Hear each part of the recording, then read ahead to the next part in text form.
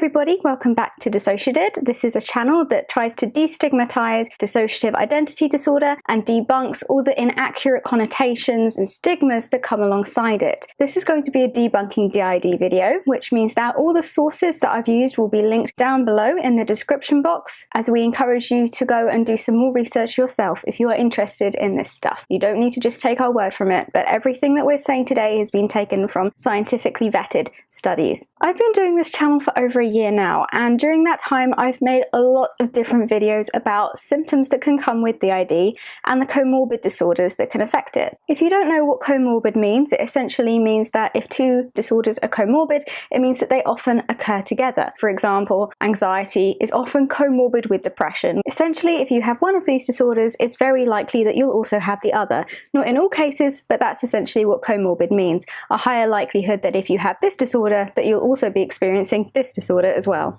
So even though on this channel I've made a lot of videos about different types of disorders and comorbidity and symptoms that can come alongside DID and the disorders that may often appear alongside it, I've never heard anybody speaking about catatonia in relation to DID or depression. That's what this video is going to be about. I don't think that it's a disorder that's very well known, and I think that it's important to bring some light to it. If you experience catatonia, or go into a catatonic state, or witness somebody else doing it, if you don't know what's going on, that can be a very intensely frightening experience. So if you experience catatonic depression, catatonic schizophrenia, catatonic mood disorders, or even catatonic dissociation, then this video is for you. If you're just interested and would like to learn more, please stay, because that's exactly what I'm going to be talking to you about today.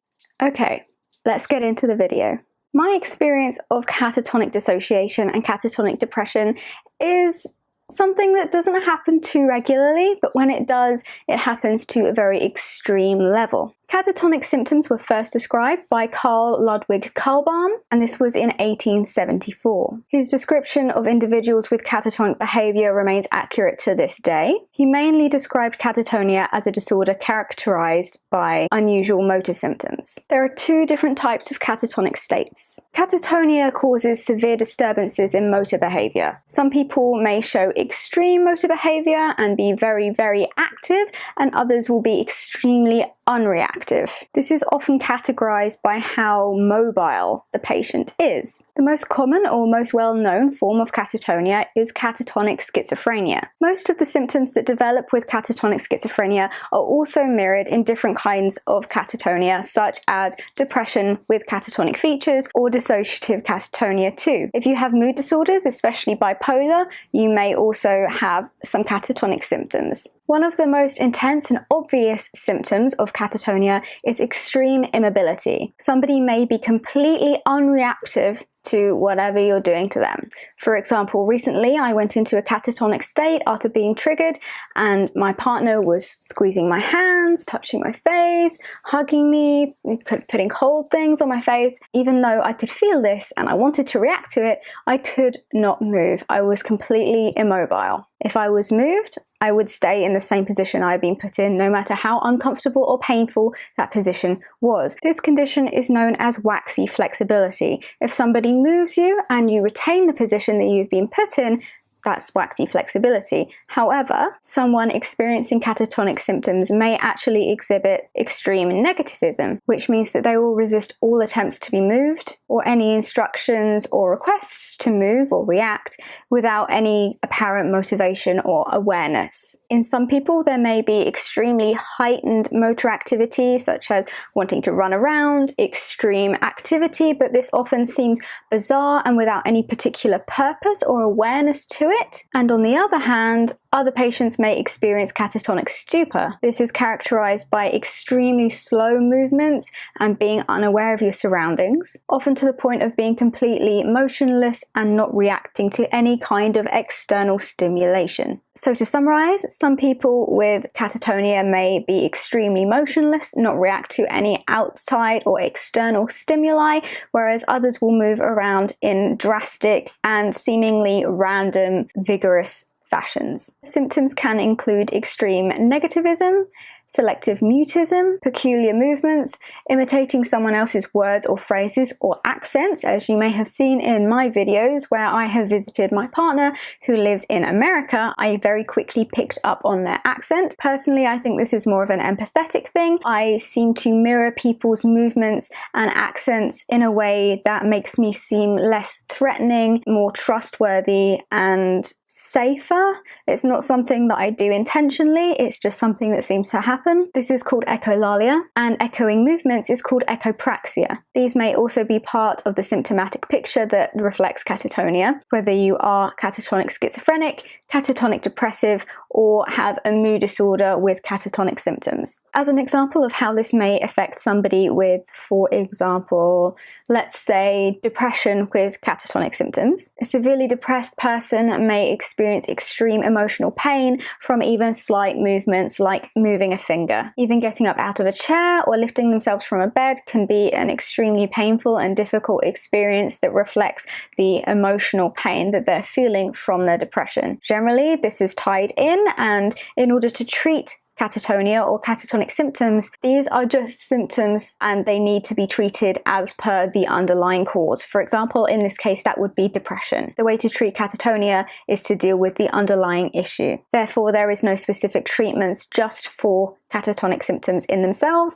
in the same way as there is no specific treatment for dissociative identity disorder. So a quick rundown of some other symptoms that may affect people with catatonia or disorders with catatonia relevant to them. First and foremost, the most obvious is catalepsy, which is being motionless for a long period of time. Catatonic excitement, the extreme and seemingly pointless amounts of movement that can be very bizarre seeming, very intense. Catatonic stupor, this is the marked slow motor responses. Motor activity slowed down to almost the point of immobility and no reaction to external stimuli. This includes being unaware of the external environment that this individual has been placed in. Catatonic rigidity, in which a person assumes a position and will resist any attempts to move them from that position. Catatonic posturing, where somebody maintains a seemingly bizarre posture or body language and will hold it for a long time, no matter how inappropriate or strange it seems to be, and they will maintain this posture for an extended period of time. You can see this most often in people with catatonic schizophrenia. Waxy flexibility, in which case the person can be moved and they will hold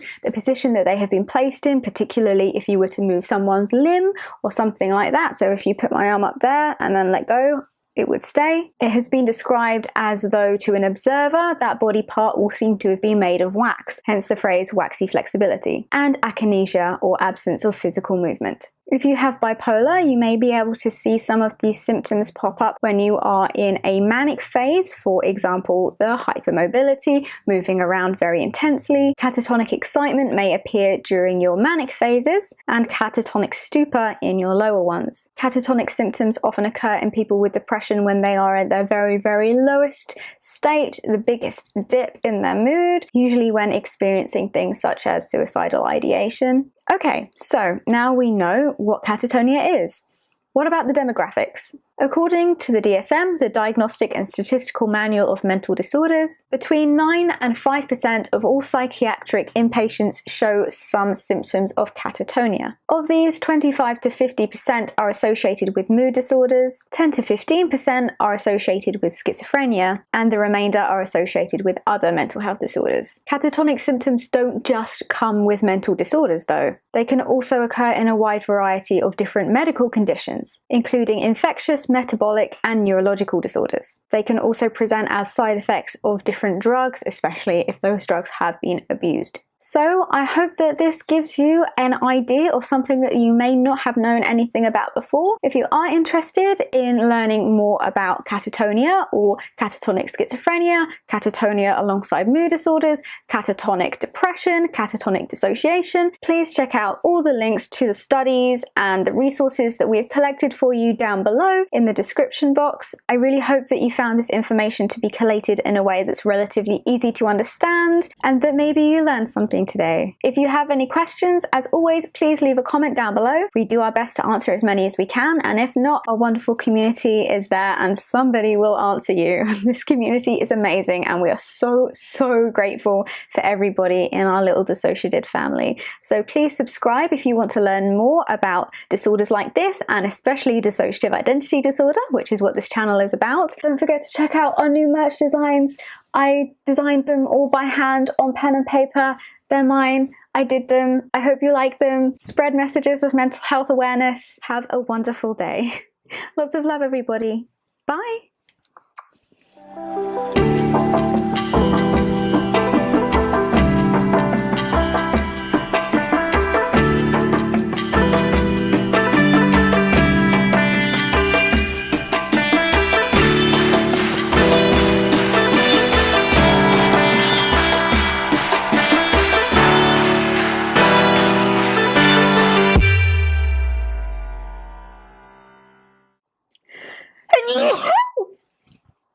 Bless me. Sorry.